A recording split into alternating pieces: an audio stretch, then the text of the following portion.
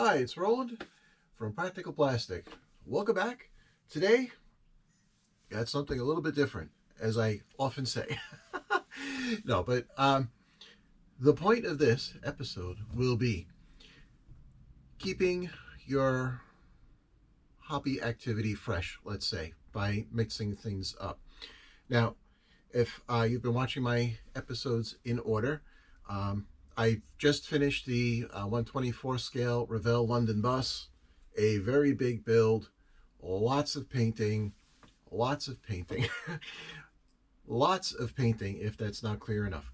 But what I like to do often when I go from a kit that is, let's say, somewhat more labor intensive, for lack of a better phrase, the London Bus was very labor intensive because of all the painting I was trying to be a little humorous about. But humor aside, yes, there was a lot of painting involved.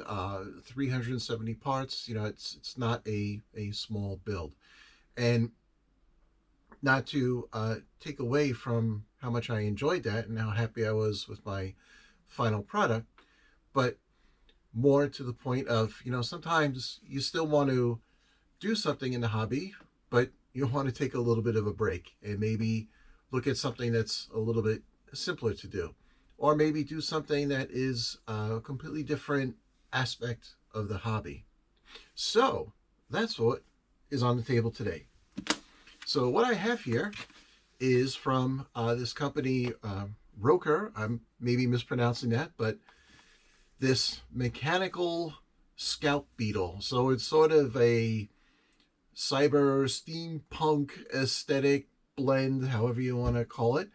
But also, as I often say, that the benefit of having a hobby store near you, and if you do have a hobby store, please do visit your hobby store, and support them, because without us hobby people coming in and making our purchases, those hobby stores will not exist. So support your local hobby store.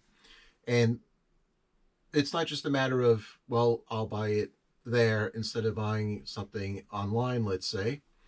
When you're in the store, obviously you're there, and everything that is there you can see.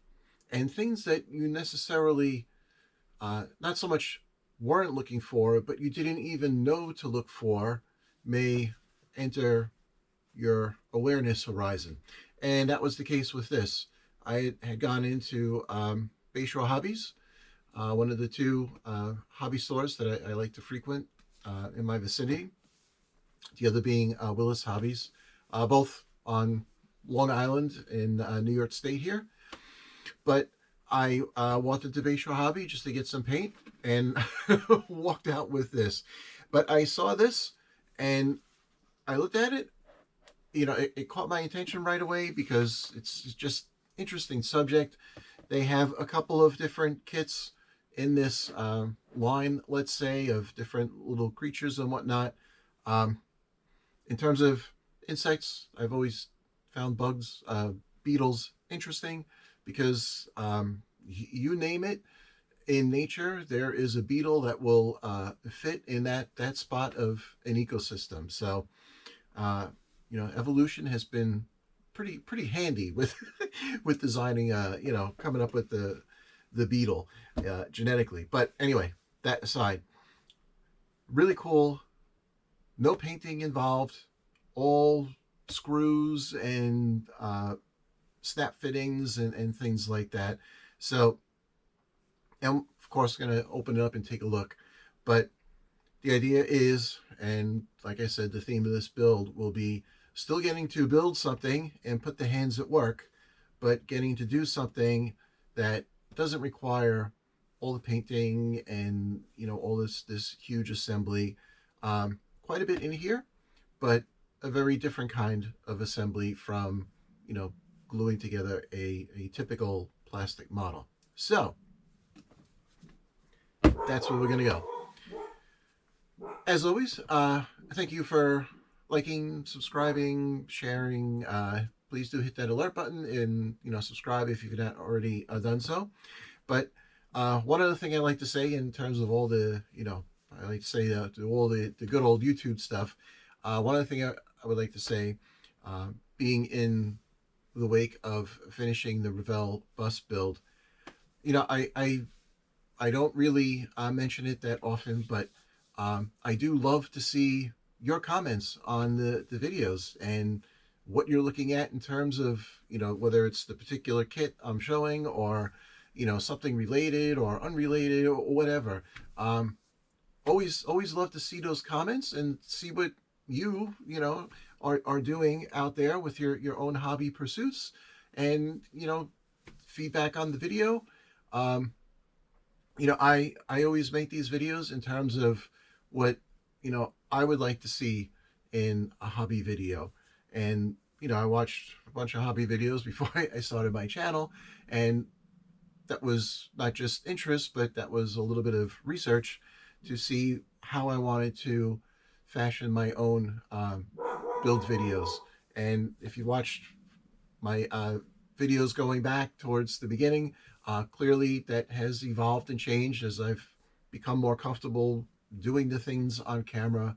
But yeah, just long and short of it, if you have something you'd like to comment on, please do. It's very welcome. I do try to read them all and, respond to them.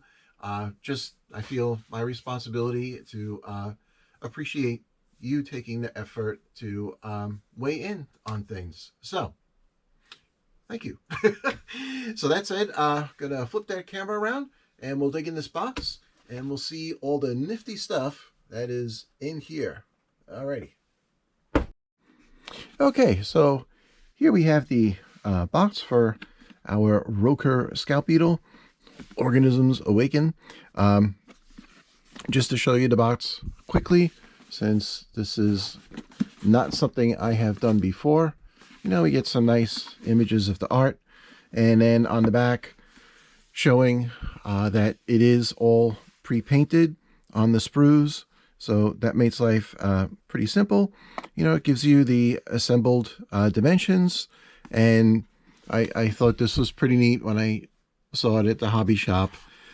Descriptions of these different parts: active phased array radar, horizontal compass, nuclear reactor power source, emergency turbojet engine, dynamic and static pressure instrument. It's kooky. It's fun. It does require 3 AA batteries, and there you go. So let's open it up.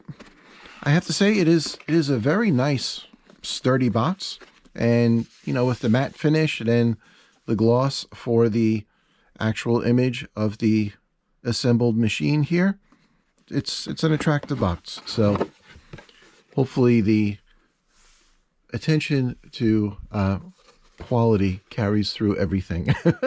So opening up, we have this nice sort of wax paper. That's a neat little keeper. We have, what do we have here? We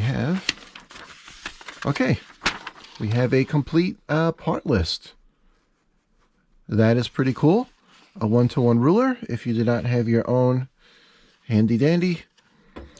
This is, of course, metric, being that this was made outside of the United States. So we have all the measurements for different screws, and you can see the gears and get some controller board, motor, lights, things like that. There we go. Instructions. Got a nice color booklet here, at least color cover.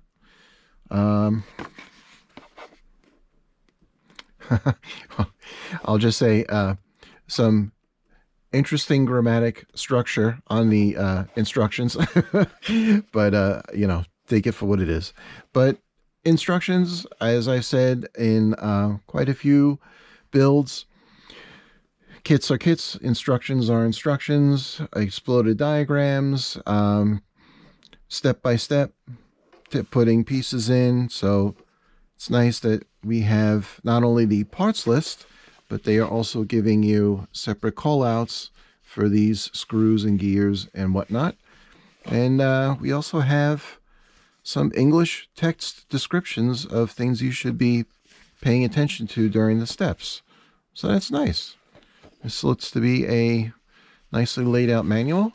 They also give you for each assembly. So it looks like we're doing some wings here, but they give you sprue and I guess those are the mechanical element bags. They give you the call outs for that.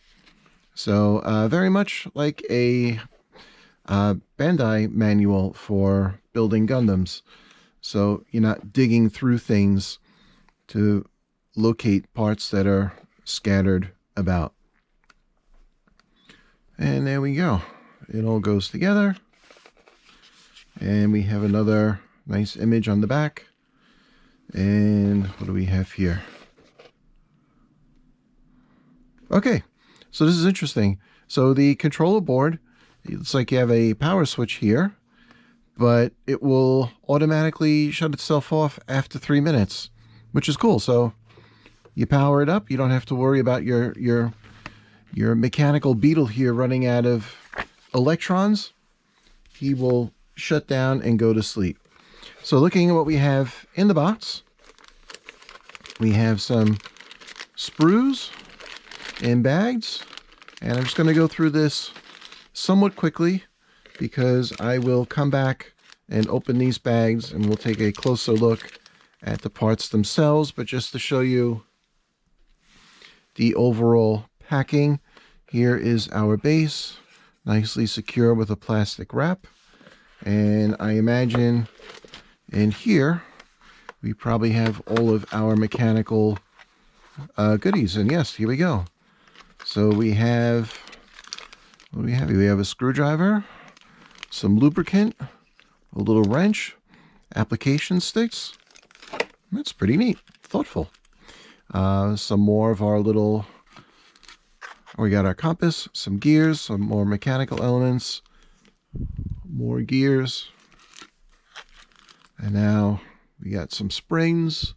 And actually, that's some photo etch in there. That's pretty cool. So this is, I am pleasantly surprised to the detail and variety of materials here. Now, some of these parts are looking quite small. We have a little plastic bushing here. So it's nice they come in Ziploc bags, at least those parts. These guys obviously are not, but tiny screws. But this way, you know, it helps to prevent losing things. We have our little controller board, tiny little motor, some lights, a few more screws, different size, so it's separate bag. A third size of screws, separate bag. That's nice. So it's a lot easier to identify what screws we're looking for. Even a little sanding board. And then, yeah, 2 more pieces of photo etch. And for wings. So that's all looking nice. All right. So I'm just going to pause for a minute, open up those bags, and we will take a closer look at the sprues. Alrighty.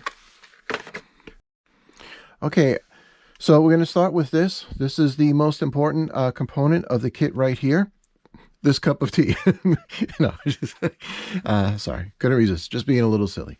What I wanted to show, not only, so this is one of the parts bags, and I just cut the top off, but the bags are labeled and the sprues are labeled as well. So it is a nicely organized packing of the kit. Okay, that aside, let's start digging through the plastic. So this is our A sprue.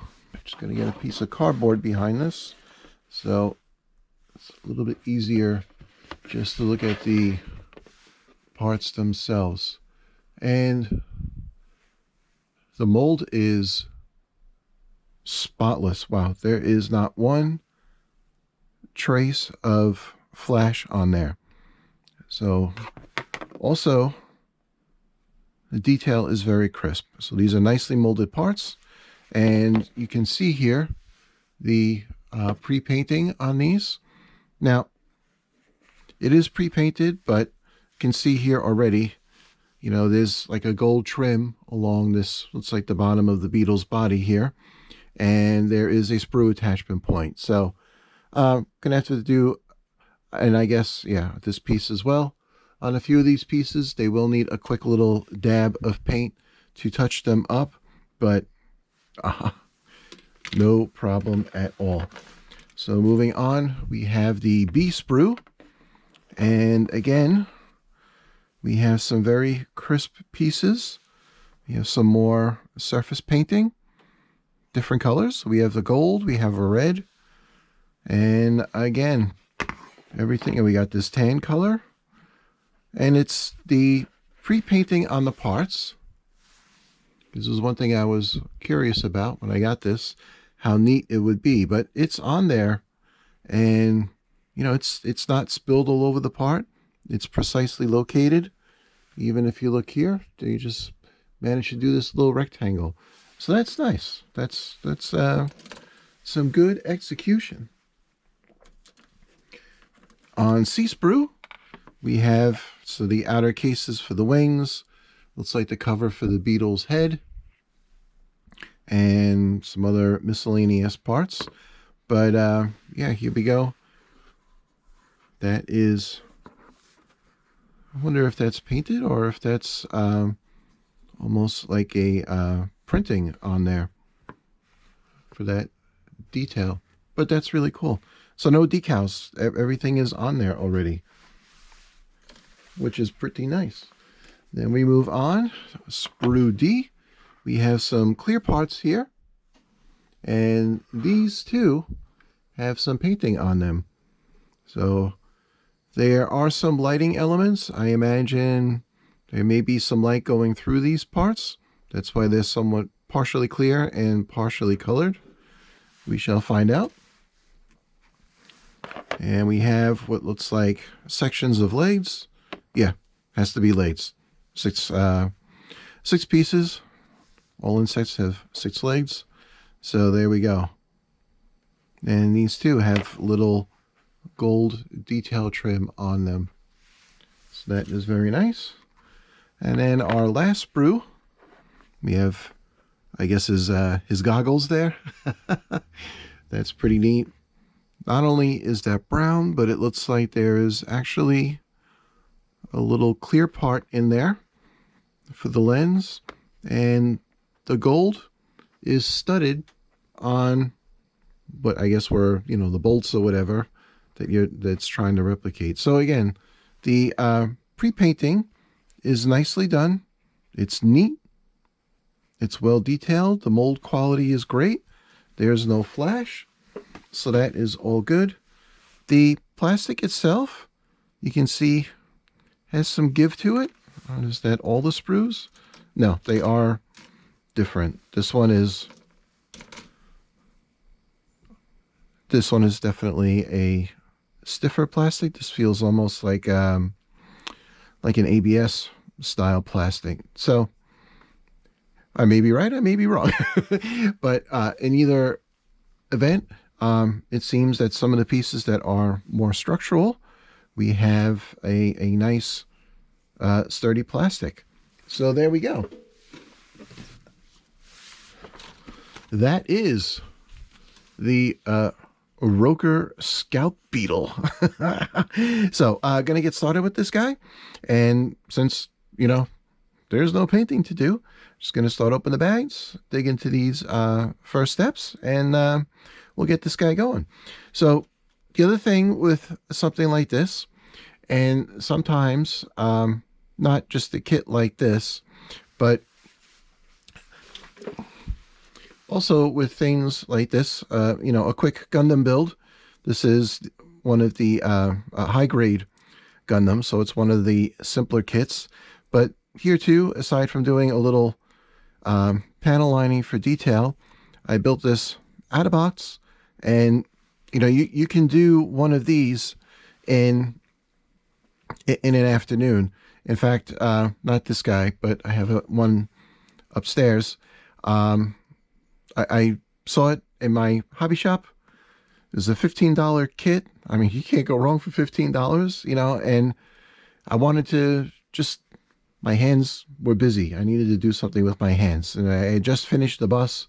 And after all that, it was like, I still got to do something. And I had spotted that kit. I brought it home. And, it was a nice sunny day. So I figured, you know what? I'm going to sit on my deck and crack that box open. And in the space of about 2.5 hours, I had built a little Gundam like this. I don't know how long this is going to take. I'm imagining this will take a little bit longer because of all the little tiny screws. But in terms of tools, I mean, in the box, they give you the screwdriver, they give you a sanding board, they give you lube, they give you applicator sticks, they give you a little wrench. I am suspecting that aside from a pair of tweezers, my diagonals for cutting the parts off the sprue, and hobby knife to clean up those sprue marks, and as I said, a little painting to cover up some of that gold, which, check it out, I have a paint for that. Big surprise. But what I'm getting to is, this is something, or in terms of like doing one of these little Gundams, you could literally take like a dinner tray, a meal tray, and sit outside on a deck and do this, or sit in your bed. You don't have to be at your hobby table like me in the basement, on what might be a beautiful sunny day where you want to do your hobby stuff, but you also want to be outside getting some fresh air. So something like this is also a great consideration in that regard as well. Okay. I have now said more than enough. So I will zip it and get started with some building. All right. Okay, and here we go, starting assembly. So I've laid out my tools bags here, just numbered right across the top of my desk. Got the screwdriver, got the wrench right there. So I'm going to use what's in the box to see how well that all works out. And starting with the base, carefully pulling out those screws. And what will become a guide for the rest of the assembly is screwing parts together. That's basically how the kit assembles. This is the power couple from the base to the Beetle once the Beetle is assembled and attached, which is nice because it means the Beetle can be removed if for some reason you want to take it off the base. It's not permanently attached. And here assembling, just making sure wires aren't going to be crimped. And more screws. Now here, starting on the Beetle itself, and you can see looking at this internal base plate here, lots of molded detail. The parts for the kit assemble very well. Everything has not just locators, but keyed locators, so parts can only go in one way, and I found they fit snug, just so they held in place. The screws just really anchored them in. The gears, the working gears, the functional gears, are all metal. They do sit well on their plastic shafts. Nothing was binding. It's just a matter of making sure you have the right gears, because some of them do look similar, but the instructions, when they depict what gear to use, they also show you a picture of a similar gear that you should not use. So pretty much, holding your hand through that process to keep it error-free. That said, because there's so much going on this plate, I did take my time making sure I located things in their proper spot. And here, just playing with gears. And they're nice and smooth. They don't wobble or slop around on the shafts. They don't bind. So that's some good engineering. here doing some detail parts. I was really impressed through the build with the way the variety of materials complemented each other. It's not just an interesting piece to build. For me, at least, I got a feel for the artistic effort that went into putting the kit together in terms of its material combination and whatnot, so that you get this really interesting look, not just as you assemble it, as you can see here, but as you'll see later in the final product. So it's looking good. It's coming along. And yes, I can never resist playing with the gears.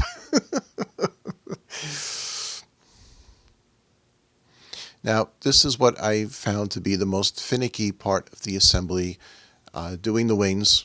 So what you have to do here is sandwich two photo etch pieces, which means on this piece folding down these tabs, which then fit into these slots on the main wing piece. And they fit in there. They're located correctly, but the tabs are very small.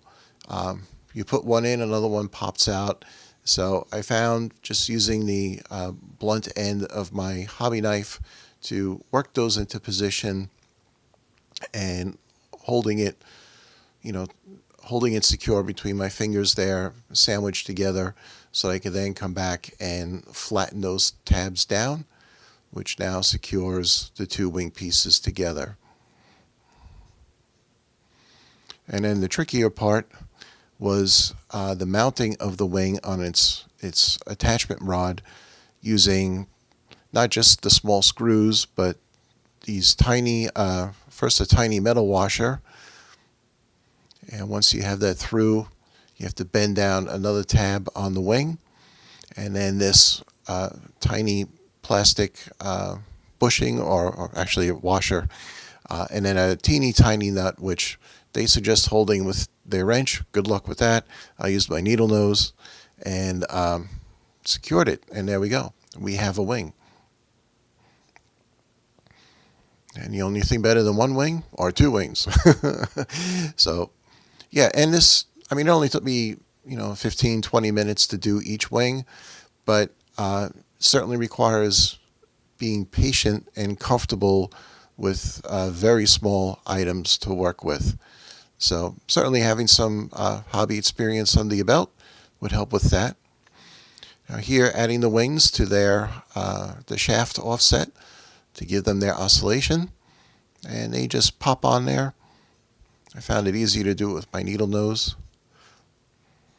This becomes the drive rod that is a hexagonal rod, so it is keyed to a hexagonal receiver on the offset shaft. And the motor as well has a D shaft, which keys into a D shaft recess on the offset. So there's no way you can mistake which end goes into that offset. And now we have a worm gear. This will help drive the gear assemblies on the back, on the Beetle's back. And open up the dispense channel on their little lube packet and lubing up.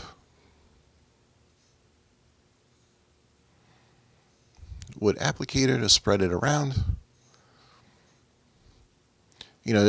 Obviously the lube will spread around once you have it housed, but good lube practice is always to cover as much as the surface as possible so that it's evenly dispersed from the outset and you don't create any early friction and undue wear. Now they say to drop this assembly in intact. I found it better to take the shaft and the worm gear out, lube it, and then drop it in to work the lube a little bit better around the gears on the Beetle's back, then reassemble and dropping it in there. In the long run, it might not make any difference, but experience with mechanisms and stuff, it's just a practice I've adopted. Try to get your lube as evenly dispersed as possible.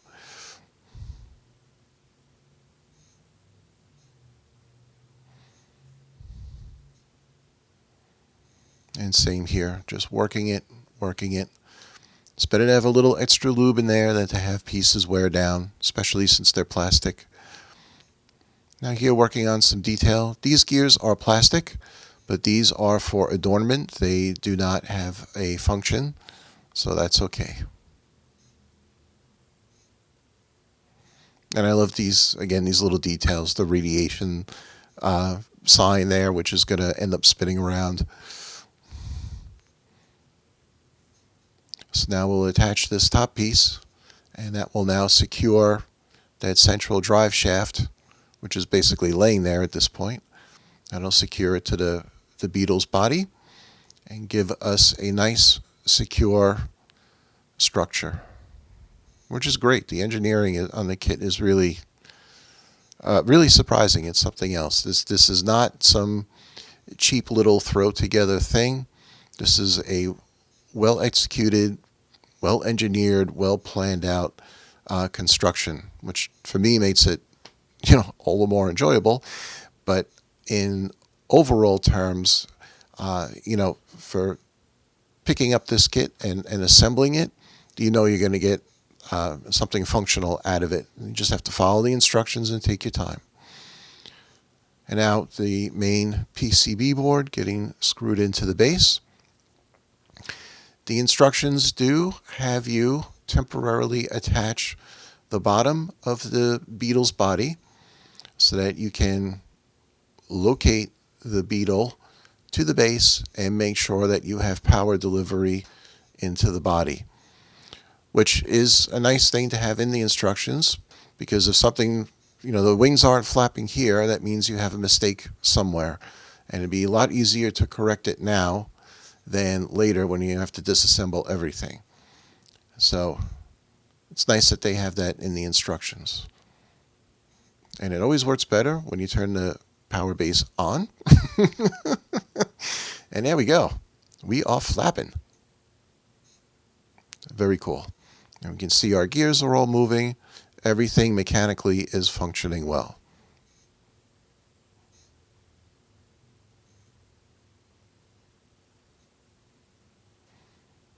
The base also, I don't know if you could see it there, but the base does have some almost like rubbery feet on it, so that the Beetle won't hop around and wander across a shelf or hard surface once it's all assembled. Another nice little detail touch.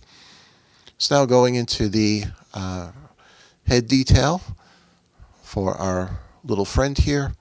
Again, everything press fits securely. The locations are precise. There's no slop. There's no wondering where something actually goes. When you see some of the pauses I do during the assembly, it's more to make sure that I am locating properly, not wondering where to locate. So, important distinction there. On some of the model kits I've done that are done from very old moldings, sometimes it's a big question mark where pieces are actually supposed to go.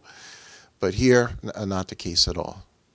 And as to be expected, this is a new kit. This is modern tooling.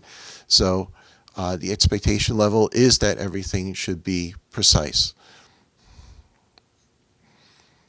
And now with the outer head assembled, we can do the wing covers. When I was a kid, I had built a model of a mechanical beetle. It was supposed to look like a regular beetle, but it had a whole gear offset drive mechanism to make the legs move. And it wasn't battery power. It was an old, spring loaded engine. You put the key in there, you cranked him up, you took the key out, put him on the ground, and, he would crawl away. It was very neat. If I ever find that kit, I don't remember who made it, but that's something I would love to build again. So now a little Tamiya Gold, as I mentioned in the very beginning, to do a touch-up on some of these nub parts. And paint blends in there just fine. The nub marks are small enough that any color inaccuracy in terms of match between my paint and the gold trim they used in the manufacture of the kit, you're not going to notice. And I also did a little NATO brown because there were two nub marks on his goggles. So I wanted to cover those up.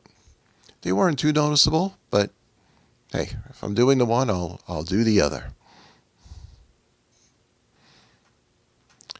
And now removing the temporarily attached bottom piece to continue with the assembly. Now, I did not drive these screws in too far because I did not want to tire the plastic. You know, with self-tapping screws into plastic, they're only going to go in and out a few times, and then you'll strip it out. Particularly if you don't align the screw properly when doing a repeat attachment, you'll cross thread and the screw will just drop right out. So I mentioned in the beginning that this plastic felt like ABS. I'm not 100% sure if it was ABS or just some type of more durable engineering plastic, but from the way the screws bite, I know in the past from doing radio control car kits, when you drive a self-tapping screw into ABS plastic, it does offer some resistance. You know, traditional styrene, a self-tapping screw, just eats right through it with no effort at all. These screws, like I said, they definitely had some bite into the plastic, so it is a good, firm plastic. So now everything's wired up, and we can go ahead and do our Beetle's legs. The two pieces here, the lower segments of the leg were almost like a rubbery plastic, and the leg part that joins to the body was the harder engineering style plastic, which again, a little design detail that was really neat because, if you bump into the lower leg, it gives a little bit. It doesn't just snap and break. So little things like that I really appreciate in any kind of product or assembly, but I wasn't expecting it with this, so nice surprise. And here, just making sure the wires are out of the way of those screw holes because don't want those to be crimped as the bottom of the body is now attached for final. And he snaps in there nice and secure. And you can see now why it's important to do the power test before getting this far in the assembly, because there'd be a lot to take apart if there was a problem with the power delivery and the mechanical motion of the gears and the wings. And a few final detail parts, and off he goes. Next stop, final assembly.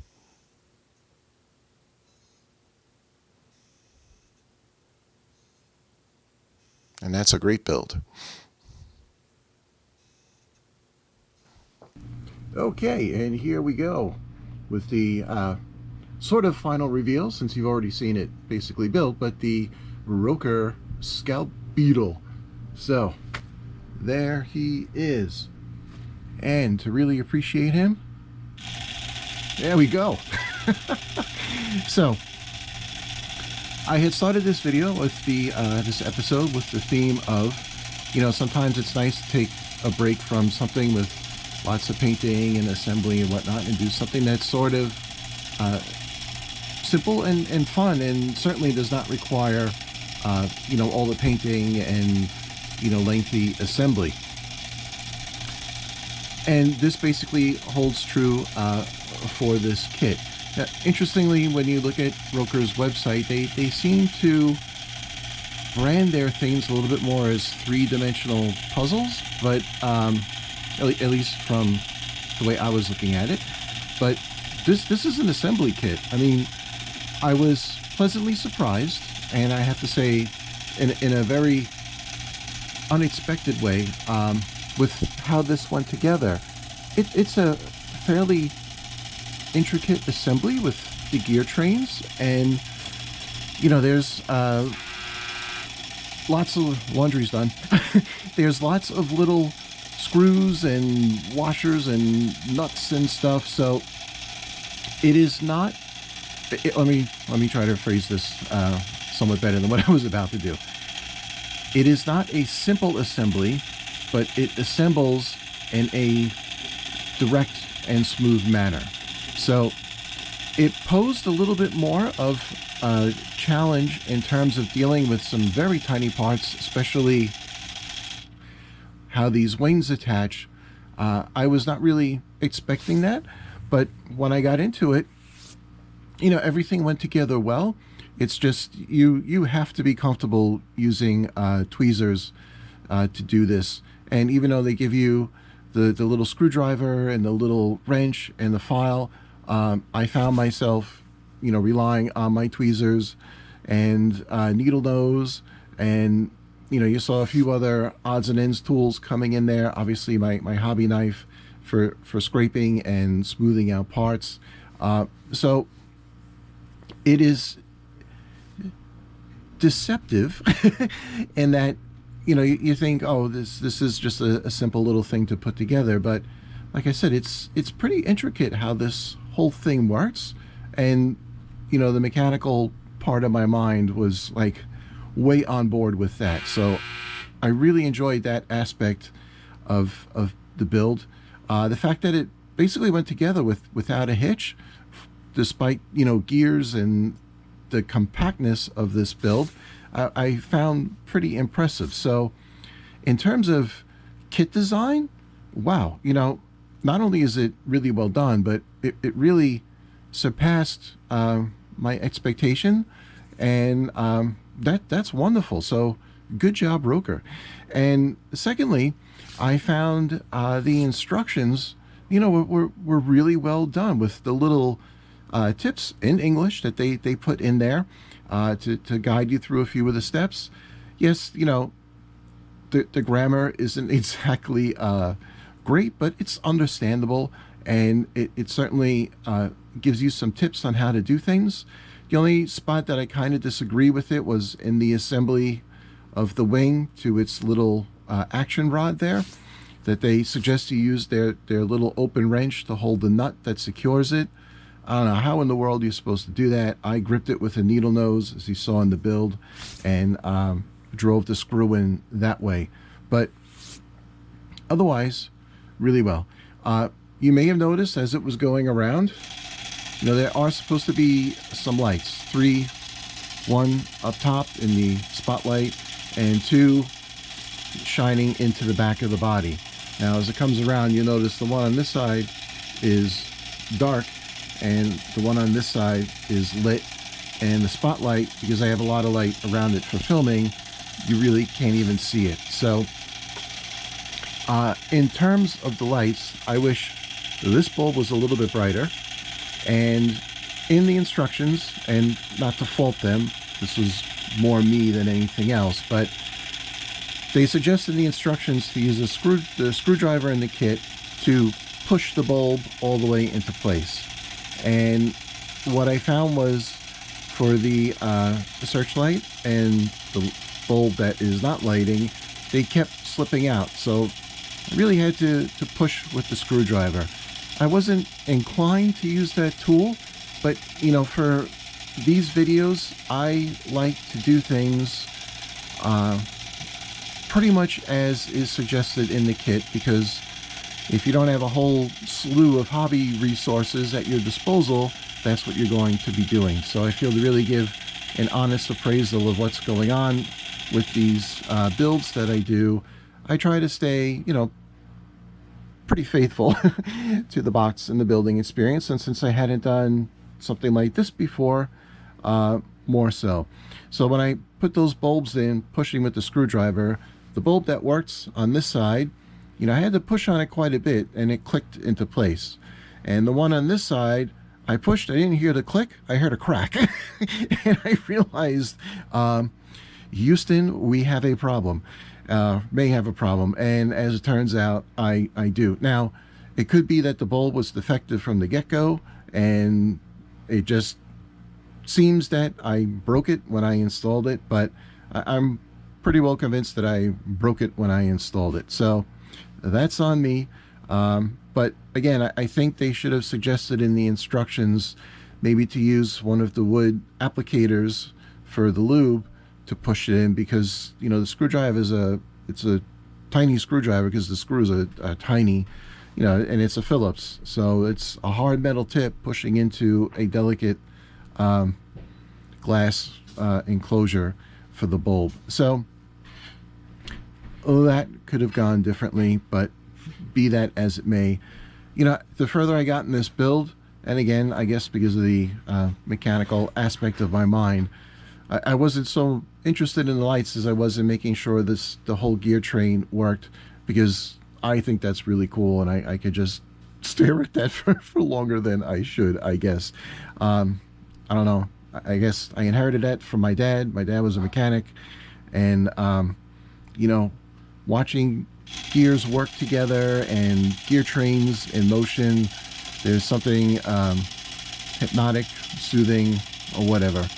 That's me. Everybody's different, but it is pretty neat the way it works in there. And you can see the back, this spins, the nuclear reactor symbol spins, and the bulb that is lit, you can see it's really not even that bright. Yes, I have a lot of lighting, but my one criticism in terms of the materials is I think they could have given you some brighter LEDs to do the lighting on this so that you could appreciate it more.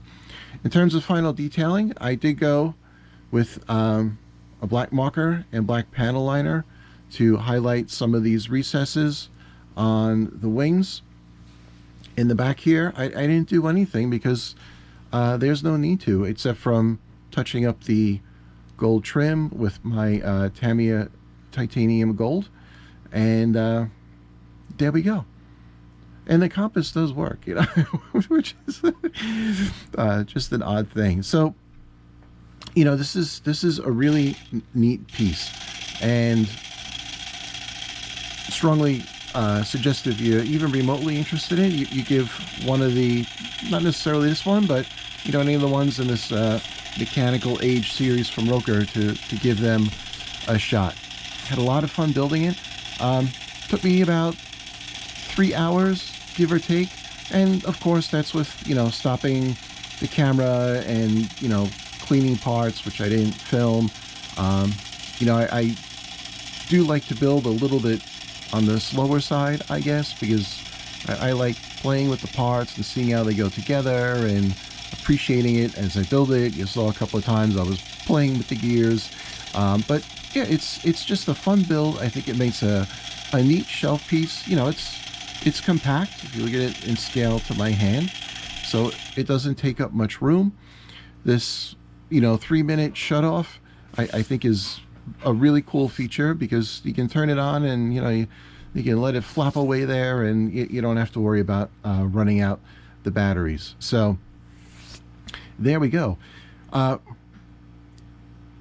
few episodes back I did a wood structure. The wood, it was branded as Wood O City, the Starry Night, which was basically like sort of like an astrolabe orrery with a music box in it that was out of wood, and that went together really great too. I noticed now that that kit is on Rokr's website, so I don't know if Wood O City was a knockoff or Rokr got the design from them, even though Rokr was branded inside that that kit. But anyway, point being, that went together real well. This went together really well. I love the way both of the kits were packed really well. All the components are there. Everything is nicely laid out, very well organized. The instructions, take you right through everything.